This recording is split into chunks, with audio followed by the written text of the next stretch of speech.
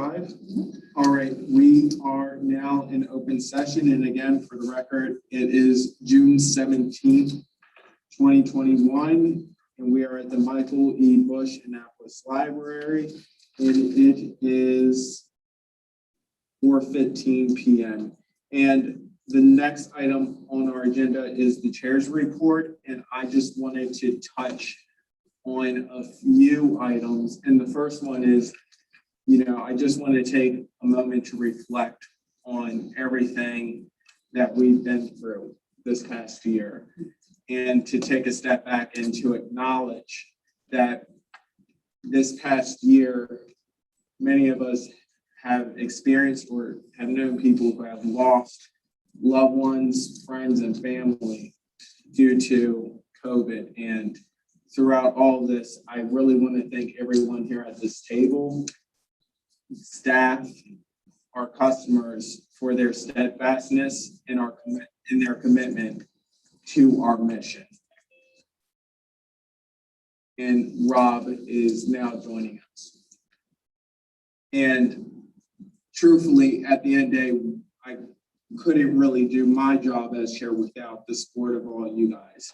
And when we look at what we were able to accomplish with transitioning to a new culture on the board with the new committees, it is something new for everyone.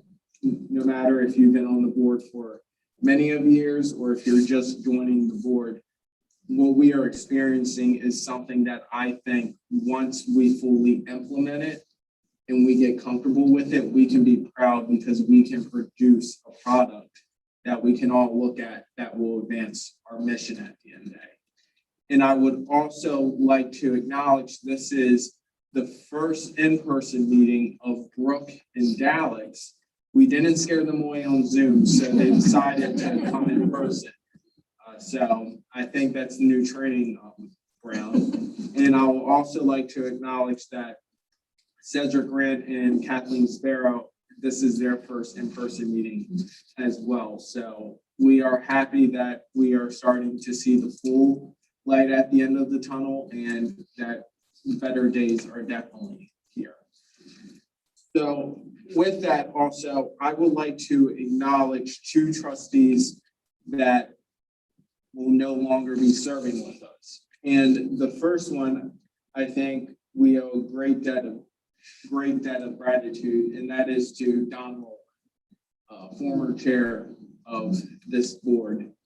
And I will touch on some of the things that we put in this certificate of appreciation note, but what I really want to highlight is that when I first joined the board and really didn't have any responsibilities, I really learned how to run a board, particularly this board, from Don. He made it look really easy, and I thought, hey, I can do it. It's not as easy as you think. But I think Don, and I'll read this quote from this certificate of appreciation, and it reads that during your tenure, you ushered the library board into a new era, ensuring every part of the county was represented and that body adhered to governance best practices. And I think that sums up appropriately Don's legacy that he leaves and that we all carry on today. So I would also like to call on our past president, Joan Beck, if she has any words to highlight on Mr. Rowland and his impact on our board. Well, Don is a leader, and in that role, he certainly was effective in his leadership. And as you have just indicated, Will, being chairman of the board is not an easy thing. Are you sure about that? I think I can safely say that, yes. And you have so many balls in the air at one time, so many personalities to deal with, and so many things that really are new to the library and to what we do. So my hat's off to Don. I appreciate his service. So, yeah, well, of course, I was hired under the board that Joan was leading at the time, and so I worked with Joan, I worked with Don. Will Calhoun had a year, and now Will Shorter is coming into the end of his first year. So I've had great pleasure of working with all of them. I do want to say about Don, and he was going to try to join us, but he has some things he's had to deal with at home. He's going to try to come in by Zoom, but I see he's not here, so he'll have to go back to the recording. But Don ushered us in 2015 through a time of examining what this board is in conjunction with county executive, who at the time was not necessarily happy with the library system. So Don, along with Tom Marquardt, who was on the foundation board, had a lot of discussions with County Executive Shu, as well as Speaker Bush, about this board. And he was able to change the way that the board was set up, create the plan which brought us to where we are, essentially at the end of today's meeting, because we will have taken the board to kind of what I would call sort of a right size, and down from 25 trustees to 17 once get to the end of this fiscal year. 8 of the 17 are people who are on this board who were nominated by the county executive and then appointed by the board. Those 8 are nominated by district, so it has helped us to get geographic diversity, and as well as helped us to get a variety of types of diversity on this board. So diversity of thought, diversity of all kinds of things. Setting in place the term limits of 3 3-year terms and ensuring that anybody who was on the board would continue to have that opportunity to have 3 3-year terms. It all was done with genius. And so I just appreciate what that set in place and where it has led us to today. And I'll miss Don. Thank you. And the last one is, as I like to call him, the dean of the board, Mr. Joseph Bless. I think he was one of the longest serving trustees that this board, The longest board member. For nearly 30 years, he has dedicated his time and talent to this board. I cannot imagine spending 30 years of my life on this board. I love you guys to death, but I cannot imagine that for one moment.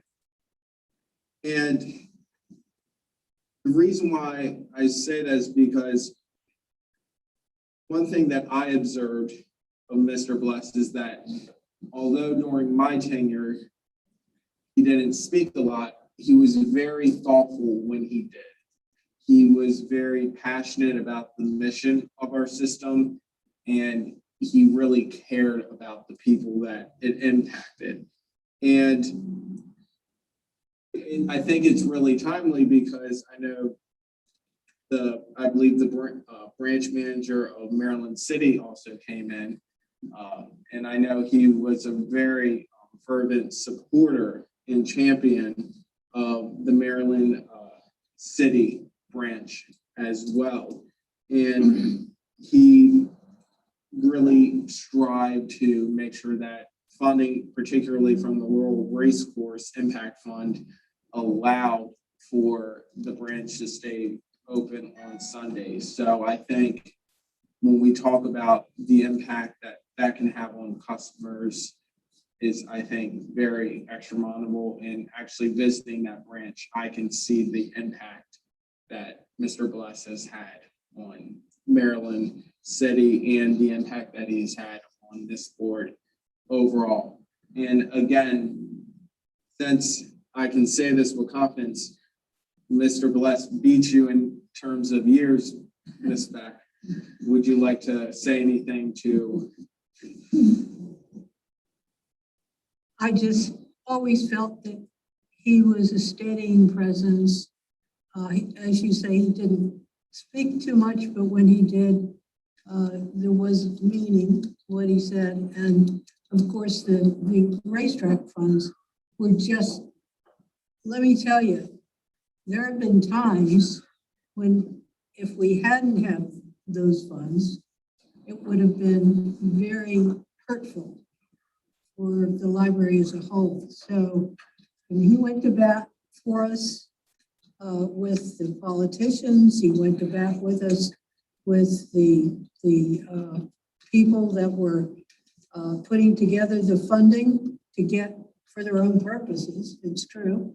But because they needed us, we were able to get them to help with our funding to some small degree anyway. So I will always think of Joe in those terms. And I know I was always able during my leadership roles to call on Joe for help if I needed it. And I certainly appreciated his service. Well, I talked with Joe a lot at certain times of the year when he would call and say, okay, we're getting ready to meet. What do you guys want? And I know Ms. Jasper is here. She's had more dealings with Mr. Bless than anyone. And I hope he'll continue to advocate for the library when they have these community meetings. We'll miss Joe quite a bit. And you know, not to belabor a point, I know we have a lengthy agenda. I don't want to forget the person that keeps me in check, my first vice chair. Do you have anything to say in terms of Mr. Rowland or Mr. Bless? Well, I work with Don as on the executive committee and as vice chair. And what I liked so much about Don was that he always kept in communication with me about everything. There was not a time that went by where he wouldn't explain something that was going on, and he kept me in the loop totally, so that we were a real team when we were on the executive.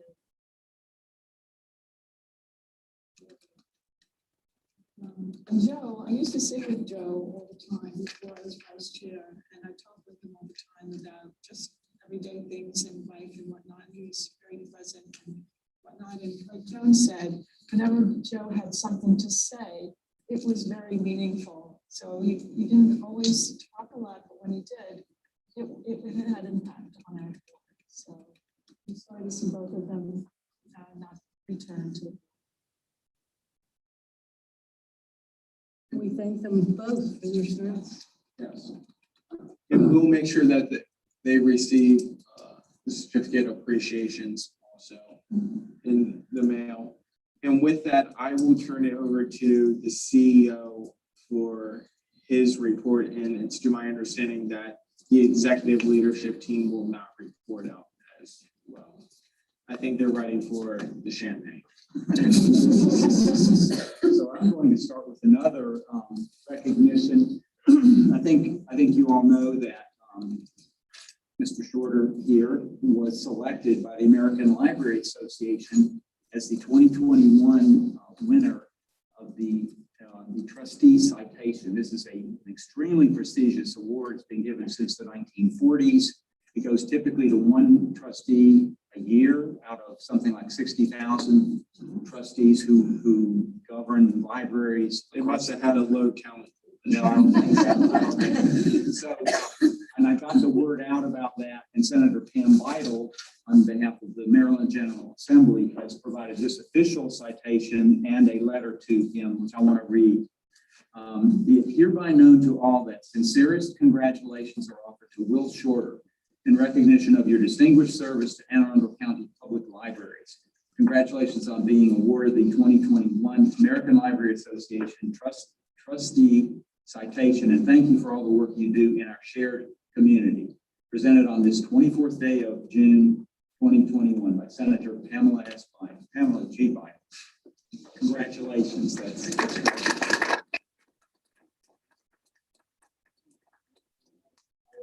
be private for Will. So, with that, let me get into my report. I have a few things I wanted to mention, and we'll move along with our agenda. I wanted to let you know that over the past 2 months, we communicated quite a bit with the Annapolis History Consortium to develop a plan for the the Maryland room collection. And when you leave this room, you can just see really it's in this orange, in this yellow box here. That is the Maryland room. On the other side, you can enter it. We created a really great plan and worked through a lot of issues to get that collection partly housed at the Anne Arundel Community College and partly housed here. And all items here can be checked out. So if you want to learn about Anne Arundel history, you now can check these out. Second item I want to mention is that I, along with all 400 library staff, attended Zoom trainings on dismantling institutional racism. And then I worked with Coven as well as Brooke and Sandra on the Human Resources and Diversity Committee of the board to develop a proposal that they're going to present a little bit later. So I won't go into that proposal. Another item, this is the third of 5 items I wanted to highlight. We presented our budget to the county council both in a work session and in public hearings, and responded to the auditor about a lot of questions related to the foundation.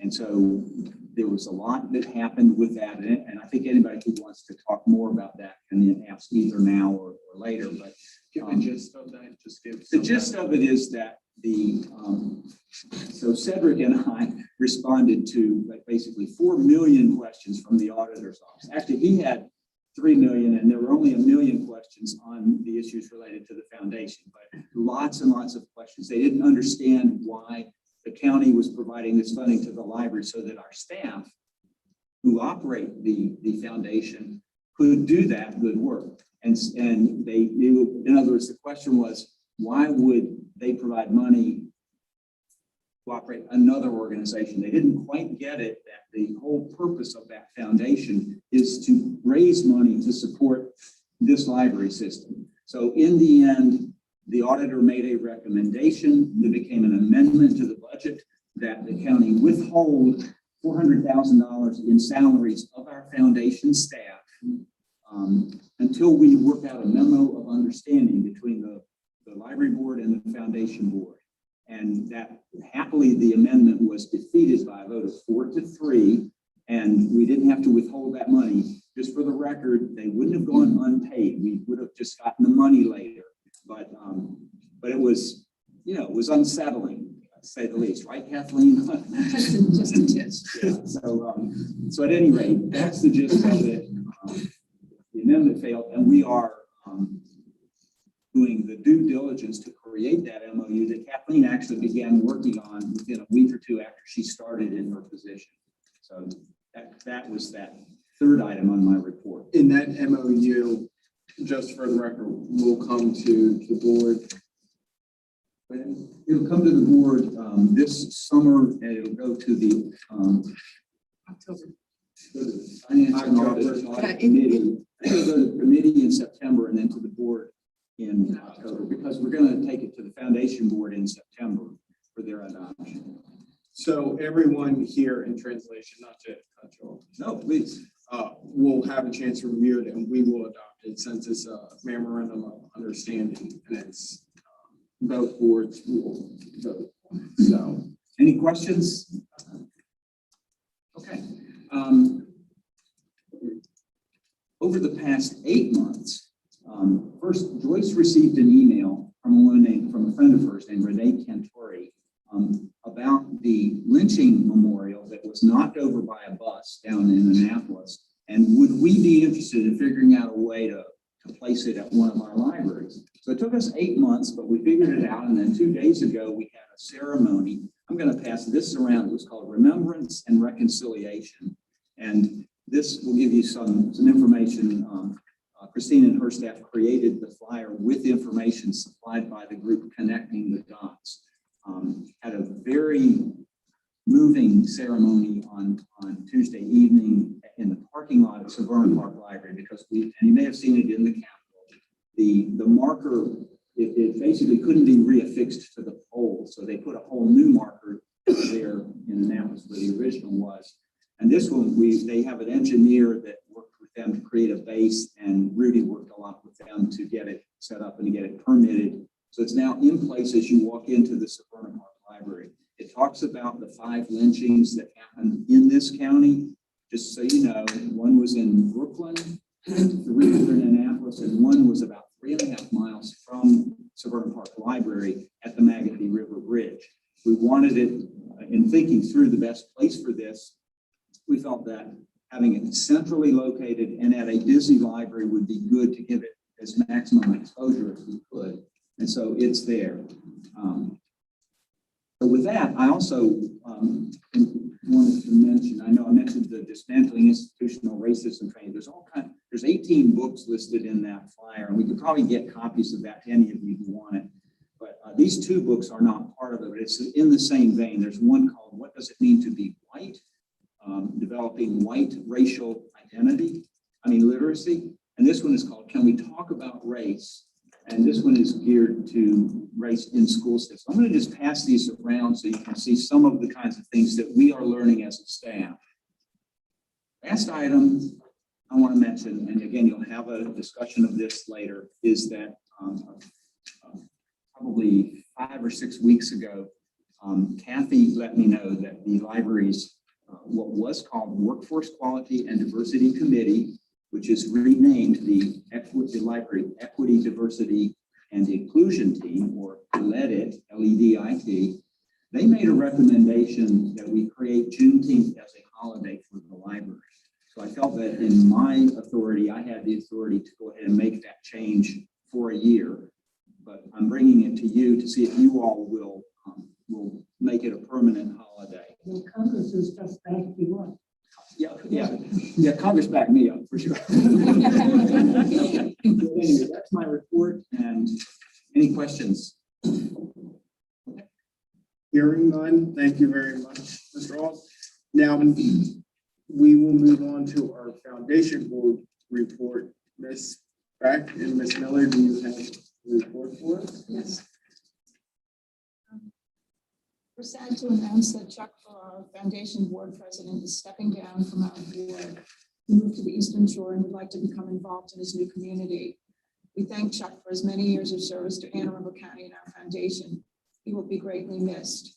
Chuck promised to remain a steadfast supporter as he loves the library, and we wish him well in his new home and community. Thank you, Chuck. I want to add, I've seen Chuck many times at Bridges, so I know where his hangout is, and I know when he goes there. So I've seen him more at Bridges than I have at board meetings. So. The foundation has reappointed Karen Smith and Jane Campbell Chambliss to another 2-year term, and we also elected new officers. Karen Smith is president, Chris Nelson is vice president, Linda Green is secretary, and Bill Huffnell is treasurer. Trish Strock has served as our secretary, and we thank her for her service. She will remain on our board and serve as the stewardship chair. Mary Haggerty will serve as a member at large and lead our governance committee. We also appointed 2 new board members, Martha Blacksall and Stacy Korbalek. Thank you to everyone who participated in the $100 for 100 campaign. The campaign runs through the summer, and everyone who participates in the campaign will have their name listed at their favorite branch. The foundation staff is designing a kiosk that will prominently display the supporters of the 100th anniversary. John? The Edgewater Library is getting new pergolas and benches through a donation received from Dash-In, which is the new Shell gas station in Edgewater. The work is being completed by rebuilding together Anne Arundel County. Materials will be dropped off on June 29th, and the project will be completed in 1 day. This will be an excellent addition to the outdoor space at the library. The foundation will have a new donor opportunity for the additional proposed projects, a mural and a percussion playground. You don't waste any time, do you, Karen? Mission moments. We have 2 customer comments to share. They both illustrate the support that the foundation provides to the library. And the first one, and this is a quote, "I like the history walk outside the library. It is very well done.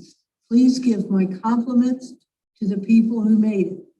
Congratulations to the 100th anniversary committee and to Linda Green, who worked tirelessly on selecting photos and collaborating with Steve Magnum from Broadneck. Another, there should be an end quote there, I guess. A new quote, our family has enjoyed so many of the viral events your hardworking staff is putting forth, including the kids' baking class in October, the French baking class last weekend, and KPOP bingo for my daughter. Last night's family trivia, and I love that cookbook club is still going, to name a few. You are all doing a wonderful job helping us integrate fun activities into our home and our communities during a very difficult time. Thank you. That concludes the report. And if you have any questions, Carolyn is here to answer. There is one thing that I think is missing here. We have to see all of you for the Love of the Library, Friday, October 22nd, here in the Bush Annapolis Library. Karen Smith is leading the events committee, and they have been working hard planning the event, sponsorship, and the programs. Tickets go on sale soon, and we expect a sellout crowd. Sponsorship start at $1,000, and if you'd like to be a sponsor or know someone who would like to sponsor, please forward their name to our executive director, Kathleen Sparrow. Thank you, Ms. Miller, Thank Ms. you, Beck, and thank you, Ms. Sparrow, for all your hard work. I just have one question. Can we still donate to $100 to 100 years? Are you serious? Yes. I've already done my donation. I did it the first time they sent it out. When have you ever heard them cut off? Oh, that is true. There you go. Joan just took it away from her. The campaign runs till the end of the summer. Oh, good. So plenty of time. And we're designing a kiosk. So once we have that completed, I'll send it out so you can see how your names will be listed. So. Any other questions? Yes, they accept money, any type of money. Also, before we move on, I just also want to acknowledge and thank, I neglected to do so, Donna Denny. I think she has done a great job.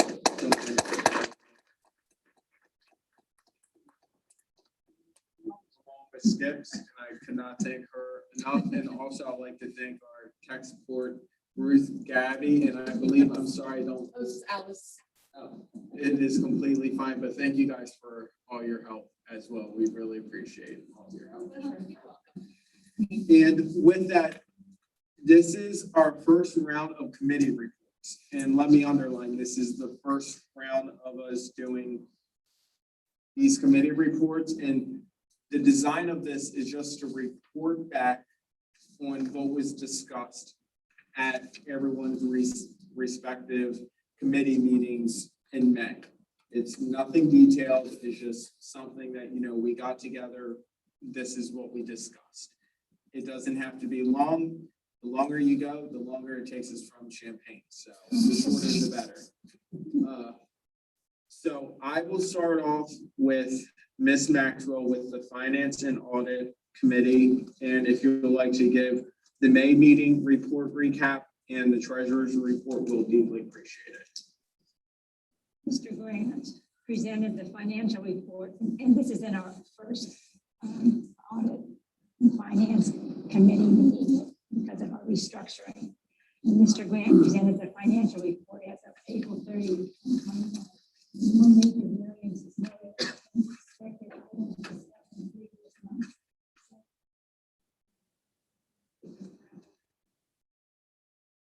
Grant presented the new proposed purchasing policy, which aligns with the new county purchasing policy. In summary, the new policy increases the threshold needed for requests for proposals and invitation for bids to $100,000 and up. This was approved in a motion. May I have your attention, please?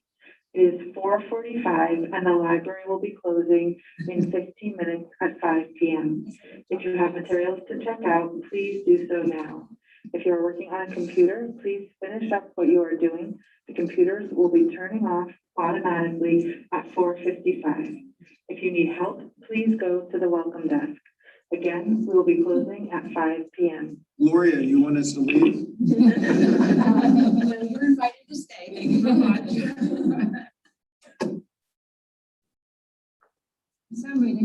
policy increases the threshold for proposals and invitation for bids to $100,000 and over. This was approved and a motion will be presented today, along with the accompanying delegation of authority. Chairman Shorter joined our meeting to discuss the purpose of each committee meeting going forward. We will need to determine 1 or 2 major financial audit issues to discuss throughout the year and propose new procedures, strategies, or to strengthen those areas. If any of you have any suggestions, the area you might focus on, please let us know. Treasurer's report. The financial report presented is as of May 31st, 2021. We would expect at this time to receive and spend 92% of our total funding. No major concerns within the revenues, as we have received 90% of the total to date. However, again, self-generating revenues are expectedly low because of and because of limited face-to-face services due to COVID-19 and our new policy of forgiving fines. We only expect to receive about 20% of the funding for the entire year. The triple we have, that's why we're very confident that savings in one area are going to handle the losses. We are also projecting expenditures for personnel and business and travel will be lower than be affected mainly by vacations, and business and travel will be lower than budgeted because of usage due to COVID. The reduced expenditures will fully offset the loss in self-generating revenues according to our projections. No other major variances are realized as expenditures as 89% of the funds have been spent today.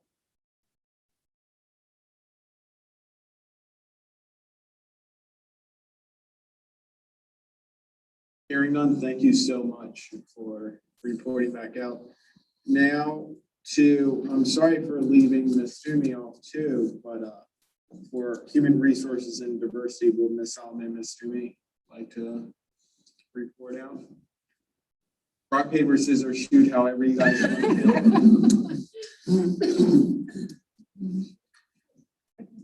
to.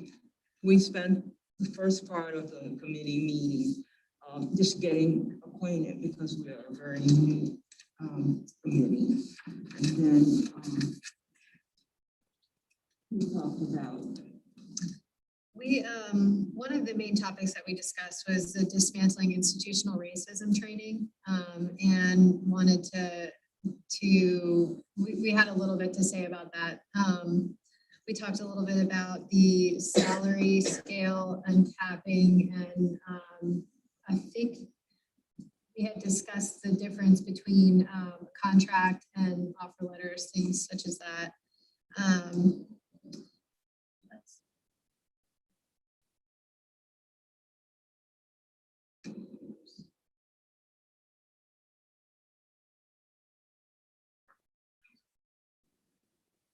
Sounds like a lengthy meeting. It actually was a lengthy meeting.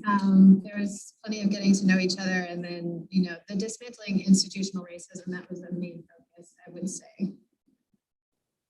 Thank you for that. And I know, Ms. Altman, you've been really busy with the Juneteenth celebration, so you've been putting overtime in. I wish we can pay you more of a bonus, though, but we'll have to pay you for the big thing. And thank you, Ms. Newman, for jumping right in and bringing your expertise in human resource. So we really appreciate it. And for governance, strategy, and organization, I know that Ms. Smith, you weren't able to attend. Ms. Feldman will be able to report out, then you can do the nomination. Ms. Feldman? So we had a small but mighty group, Laura and Jerry and Kathy and I. Yeah, Joe, you were on the call too, weren't you? In the governance? Yes. Yes. Small but mighty group. And we talked about the responsibilities of that subcommittee and focused a lot of our discussion on the idea of a mentorship program, potentially for new board members, and how we might be able to a process of orientation for new board members, particularly now that we've come out of COVID. might be able to look at some other ideas. And then we talked a little bit about the facilities master plan. Thanks to, the hard work of Skip and our team, we've got some new libraries coming. And maybe it's time for us to think about what that looks like in terms of a new facilities plan. So those were the areas that we focused on. A lot of good discussion, people excited to jump in.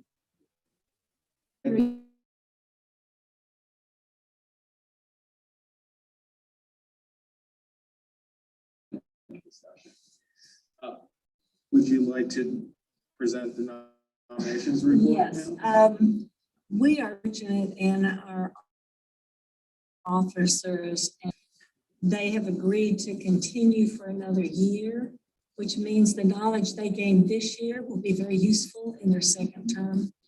As our chair, Will Shorter, first vice chair, Joyce Miller, second vice chair, Rob Sapp, treasurer, Barbara Maxwell, and God bless her because that's the hardest job.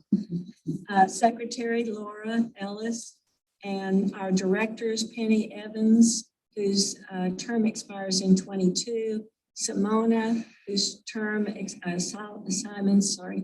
term expires in 23, and James Estep, whose term expires in 24. We have a rotating expiration on directors so that we won't suddenly have all new directors at once. So that's why they're revolving dates. Trustees who've agreed to serve another 3-year term, Tanya Baruti, Joyce Miller, myself, and Gerald Starr. So we need to vote on our officers. Are there any other nominations? Hearing none, I believe. All those in favor of our slate of officers and directors, say aye. Aye. Anybody negative to that? Okay, Motion carries. motion carries. Thank you very much. So with that, and thank you for the opportunity to serve another year as your chair. And moving now to full board business. I know it looks really lengthy though, but some of the stuff has already been discussed in committee. So some members have had an opportunity to dive deep into it. Some have not, so we'll be able to have a robust conversation with all this now though. But starting off with Mr. Grant, notification of purchases exceeding $50,000. I believe you brought this at our May meeting briefly, correct? Yes, I did. Is there anything different? No, nothing different. Is there anything else you'd like to comment? No. I'll make this super easy. Thank you very much. Approval of purchases in total amounts exceeding $75,000. We also brought that to our meeting and we discussed it, and there's nothing different from our finance committee. All right, I'll entertain a motion to approve the purchases exceeding $75,000. Ms. Miller moves. Is there a second? Ms. Smith, is there any discussion or any questions? And thank you very much. Hearing none. All those in favor signify by saying aye. Aye. All those opposed, nay. The motion carries. Also, the Anne Arundel County Public Library purchasing policy. I believe this was introduced to us last time, and the committee had a chance to look at it briefly. It is. With that, I will entertain a motion to approve the purchasing policy. Is there a motion? Ms. Miller moves. Is there a second? Ms. Solomon seconds. Is there any questions or discussion? Hearing none. All those in favor signify by saying aye. Aye. All those opposed, nay. The motion carries. Authorize the delegation of contract authority to the chair of the board of trustees, chief executive officer, and chief financial officer. I don't believe this went to the committee. Correct me if I'm wrong. We briefly discussed it, but no, it didn't go to the committee. Okay. Would you like to give the entire board some context, please? Yes, certainly. This is in conjunction with the change in our purchasing policy that we just approved.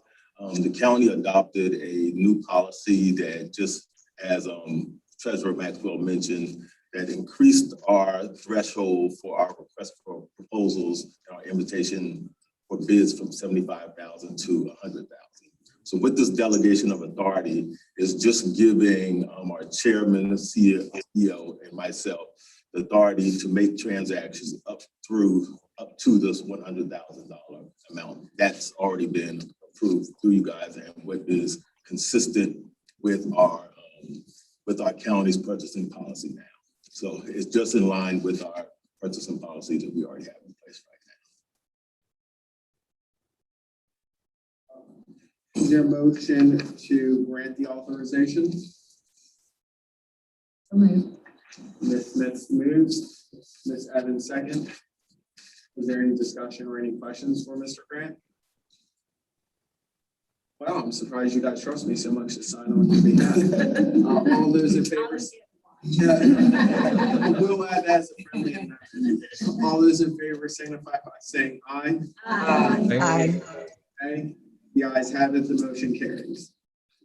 Authorization of the chair to appoint Cedric Grant to the OPEB trust, and that is just a recurring trust between, I believe, Mr. Roundtree and Mr. Grant sets on the insurance for the county.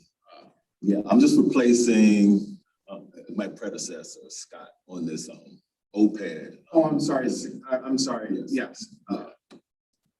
Scott, and we just need authorization for me to sign a letter to do that. And we'll Mr. All, would you? Just to clarify, I believe, and you all correct me if I'm wrong, I believe that you are going to be the person on the OPEB trust, and Coven, you're going to be the person on the self-insurance fund. So it's got, yeah, Yes, that's correct. I'm sorry, guy. it was in a rotating basis before, but that's how we're doing it now.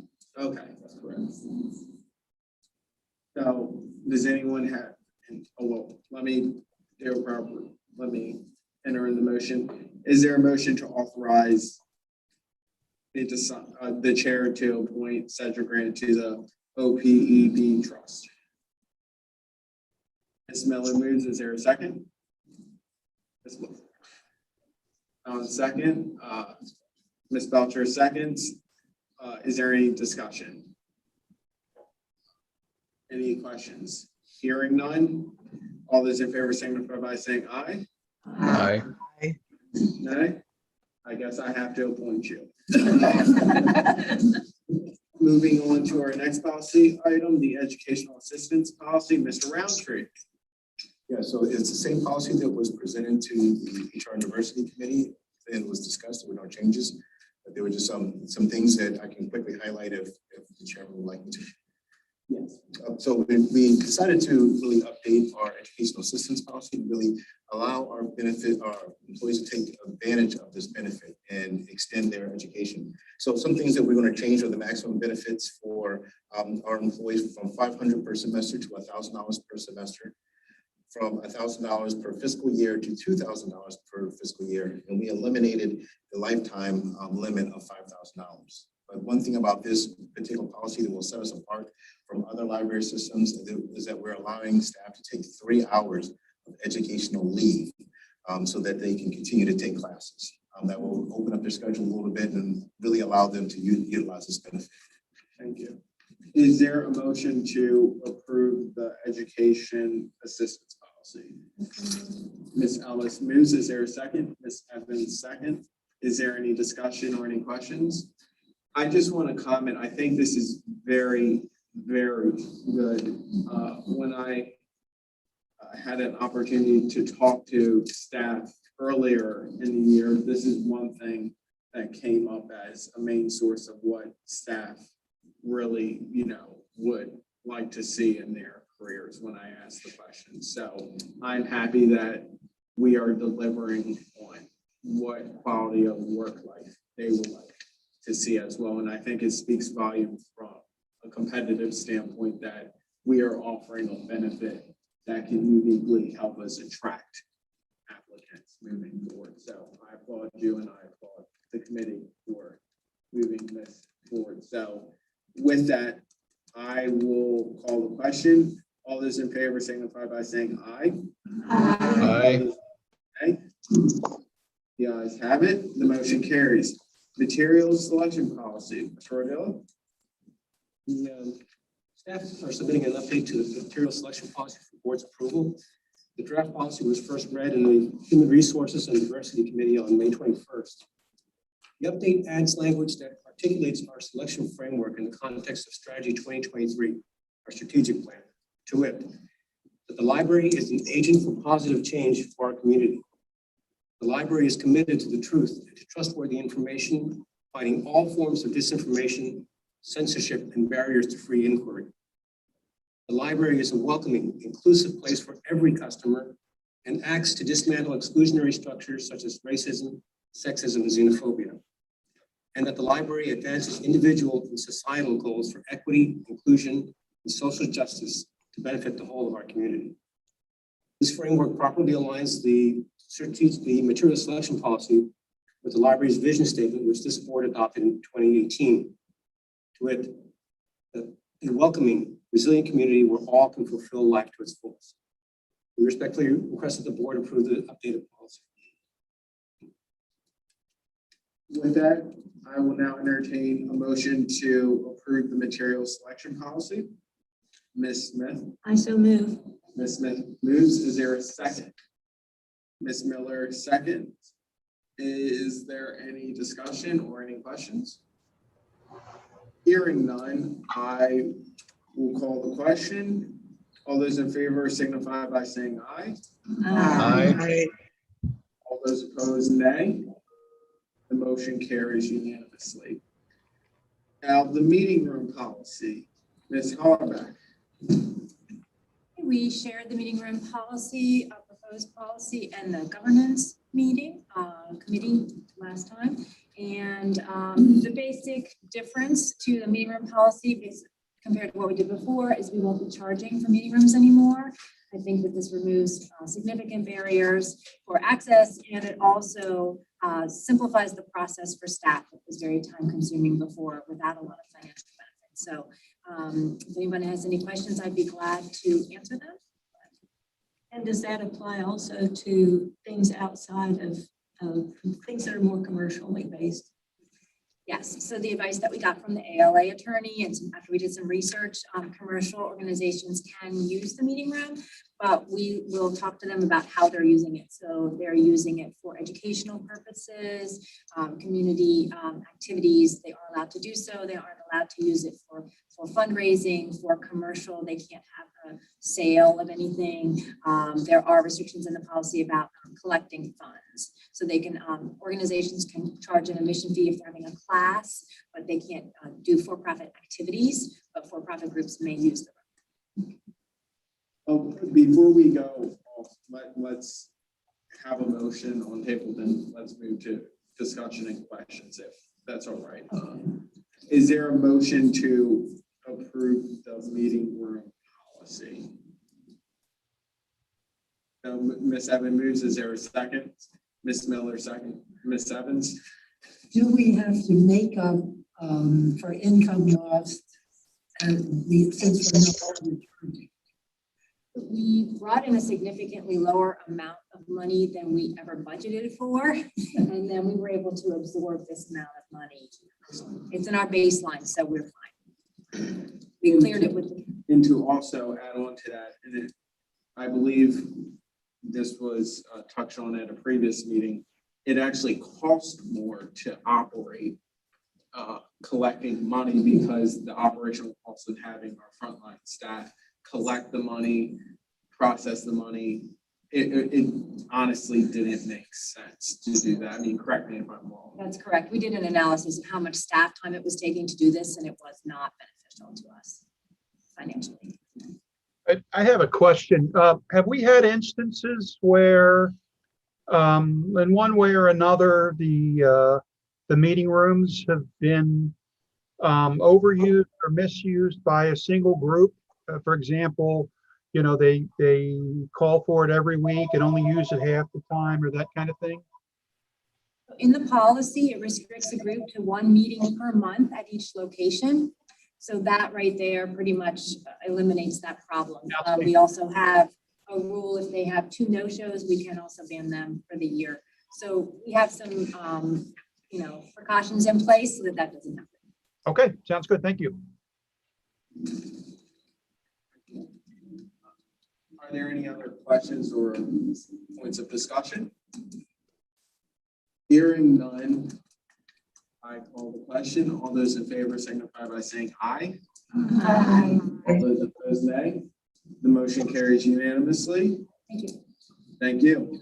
And we will move now to the approval of Juneteenth as an annual holiday for our library system. Mr. Hall. So, You can also follow Ms. Evans and say Congress took care of that. yeah. So our equity, diversity and inclusion team recommended have this as a holiday, and I went ahead and made that decision for this year. I did want to have you all decide whether you want to do that on a permanent basis, so that we would add it to our schedule.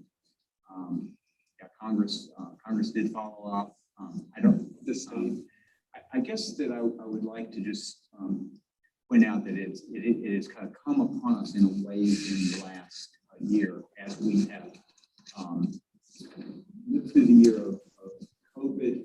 We've also lived through the year of kind of an awakening to the difficulties that Black Americans have.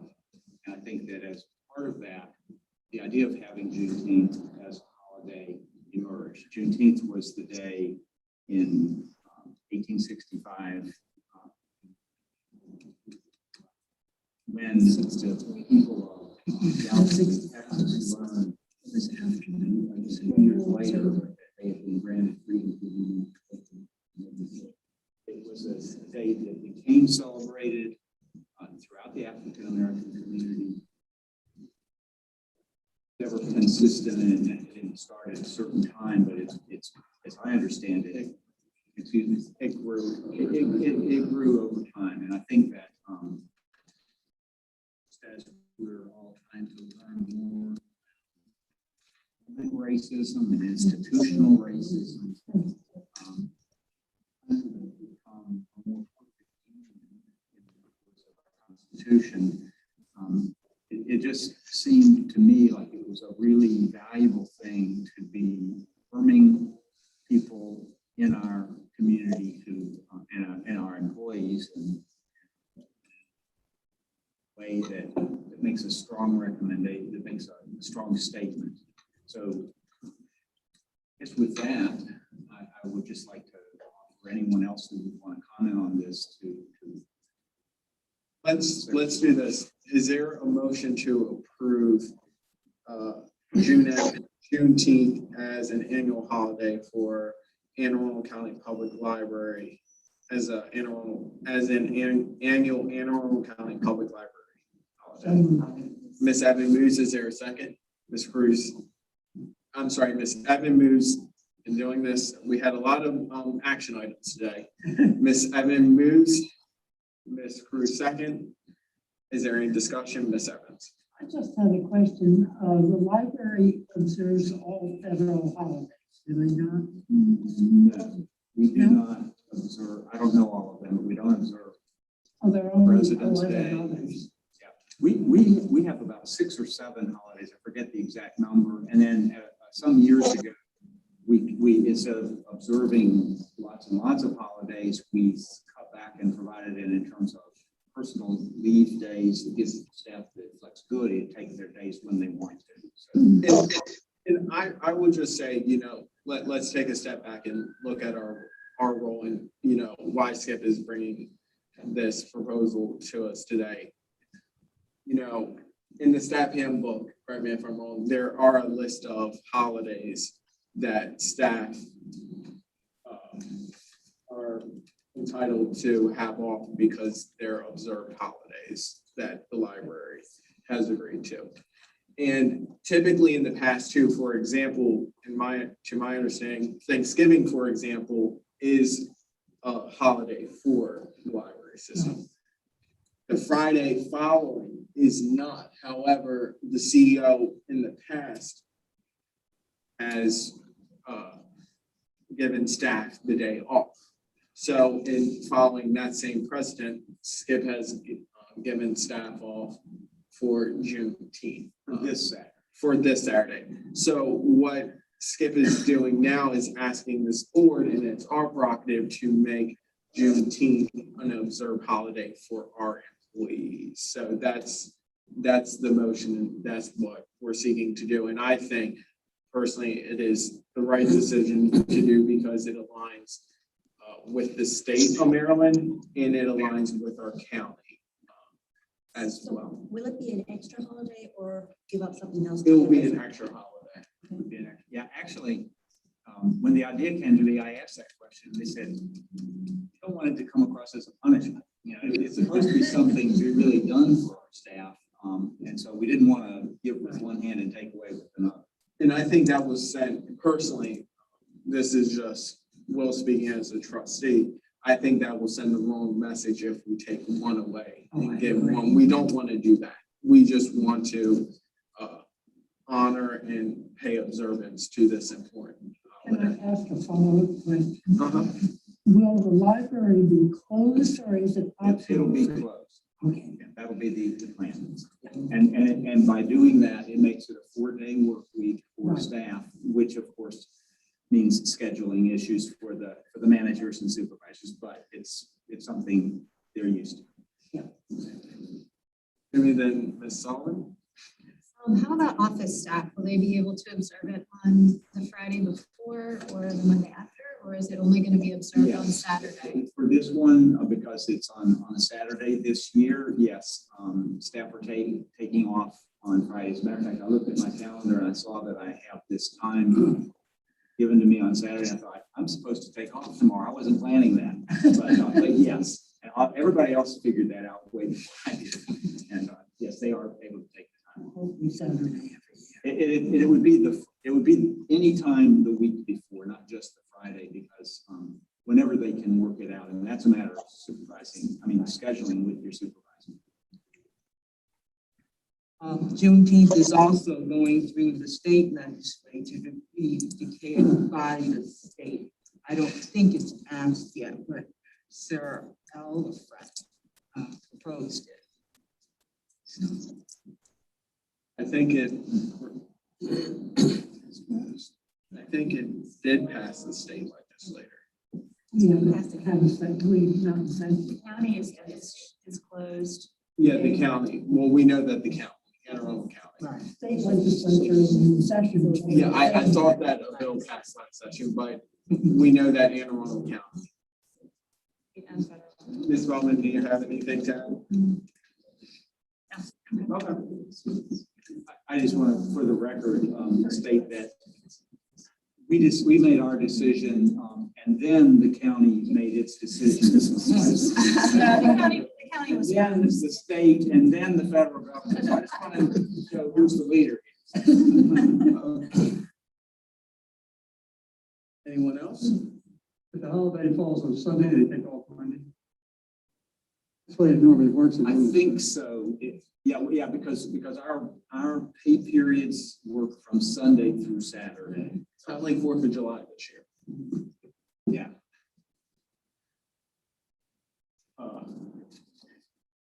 Hearing none, I will, I'm sorry, Ms. Smith. That would be two days off? I'm No, not. actually, Coben is going to have to explain it. I think we would have Sunday as a holiday. We would close the library. Well, we're closed on Juneteenth anyway, not Sunday. So we would observe it on June 19th, and then staff would have that week, depending on when the holiday fell, to take a day off, and they would have to coordinate that with their manager. So if it's a Sunday, I don't know that we would close the library another day. We just have staff take off. For this particular holiday, we made the decision to observe it actually on the 19th. For other holidays, if it fell on the weekend, or say on a Sunday, we would say we would have that Monday off. But for this particular holiday, it's going to be observed actually on the 19th. Staff have that option to take that day, a day. They would have that day off, but during the week, they would have a day that they could take off, but they would have to schedule with the supervisors. Are there any other questions or? I still am not, I'm not quite understanding that. So we would I mean, if it's a Sunday, I understand, the libraries aren't open, so another day you would celebrate it.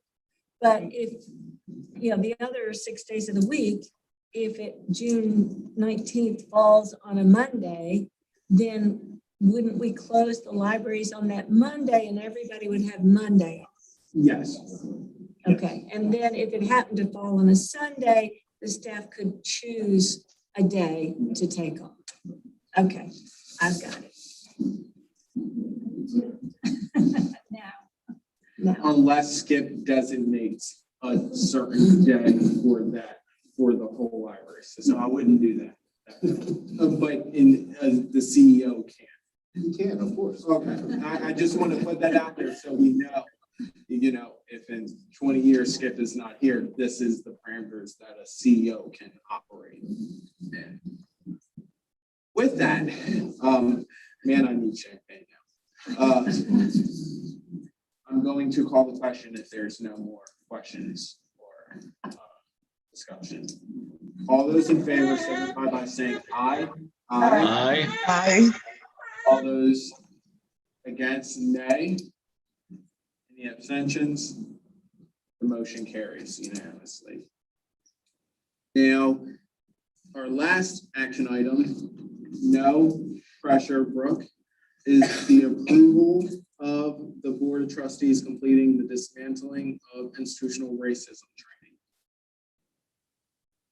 So our committee talked about this and feel that it's a really important thing for all of us to be educated on and to be an active part of, you know, I mean, just what's happening in our country right now, what's happening within our library system.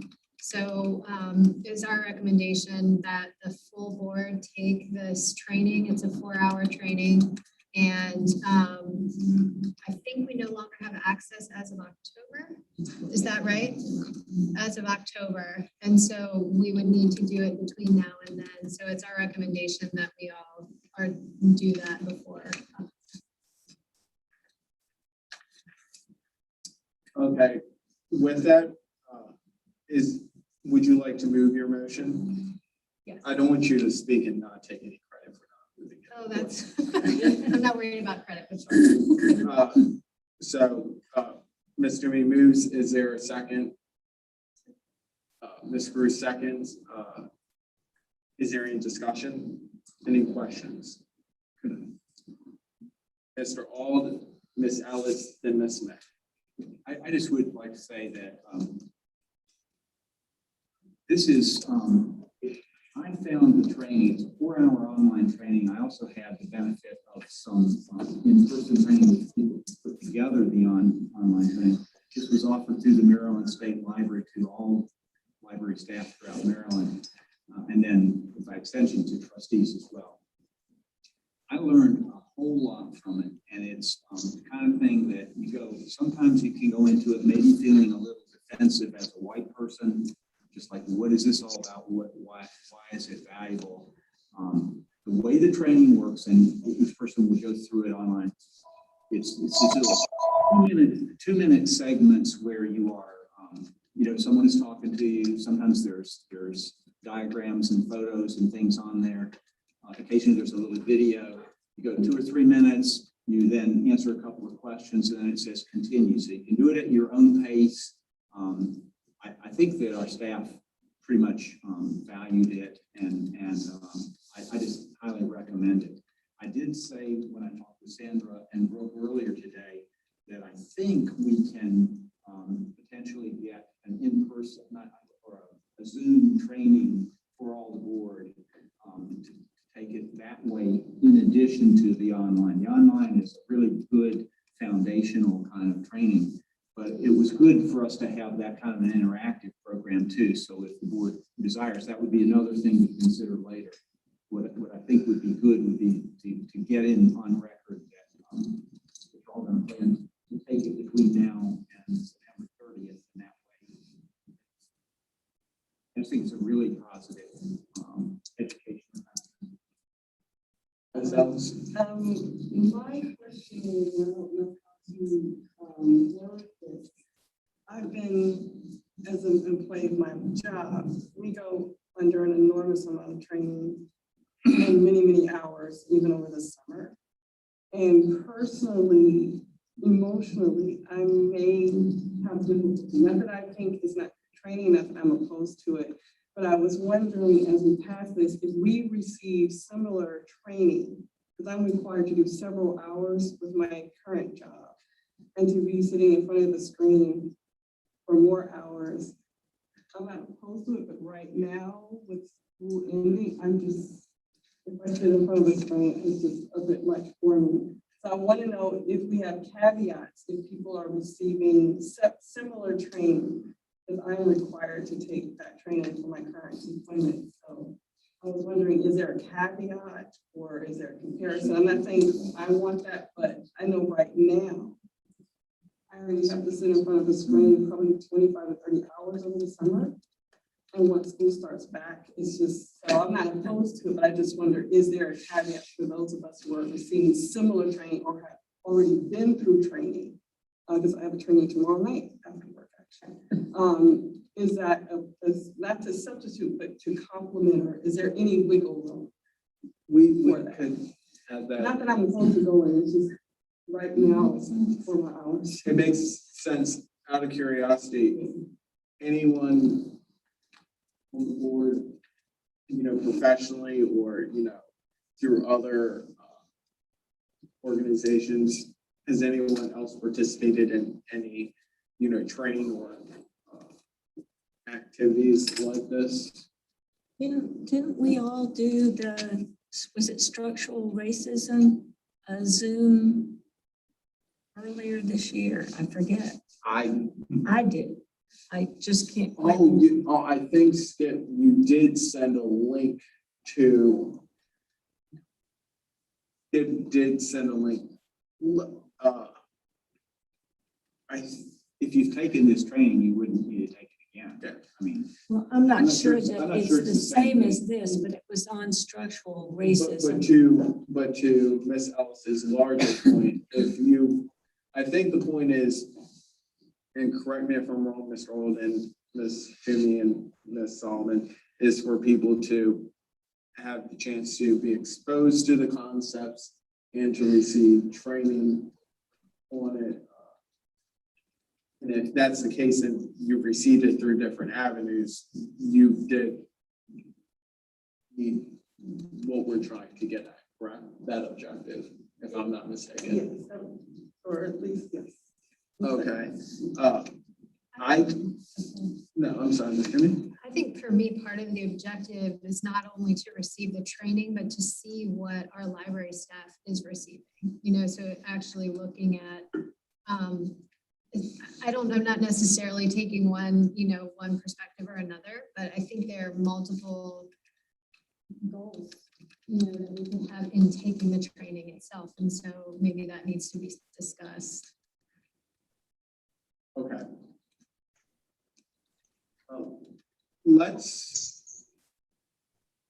I know, Ms. Smith, you wanted to say something.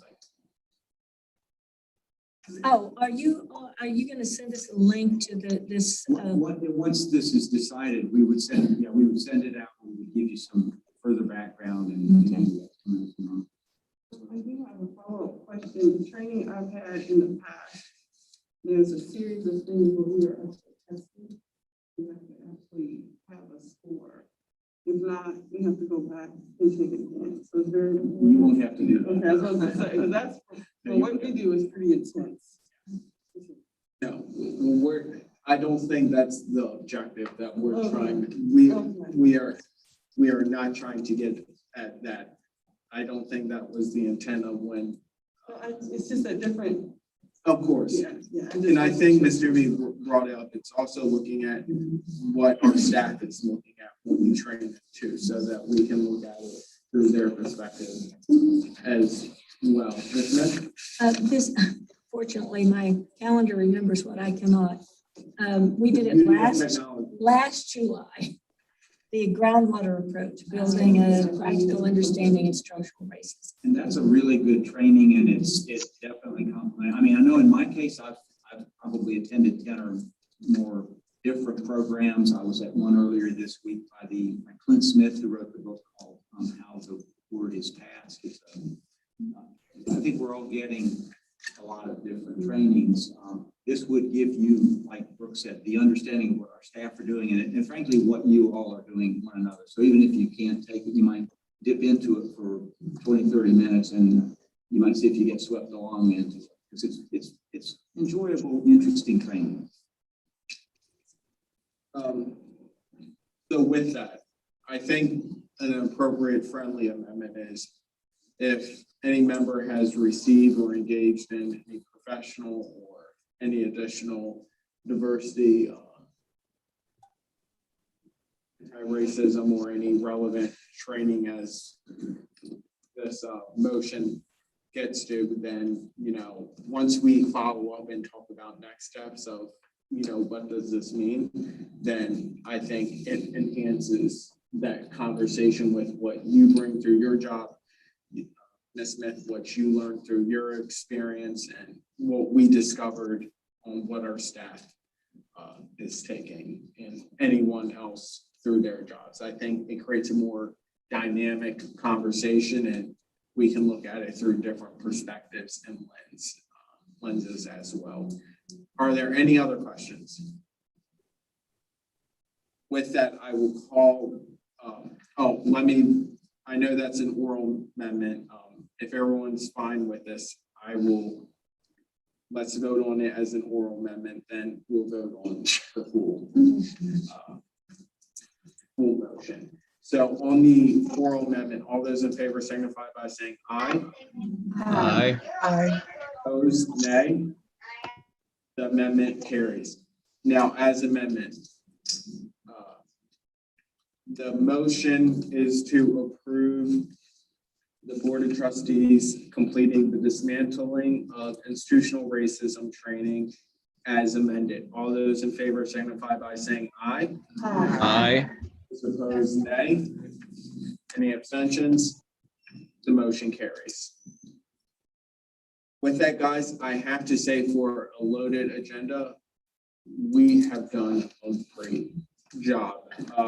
So with that, I will hear a motion to adjourn. Then we have a pitcher. Don't run out to get a drink, but is there a motion to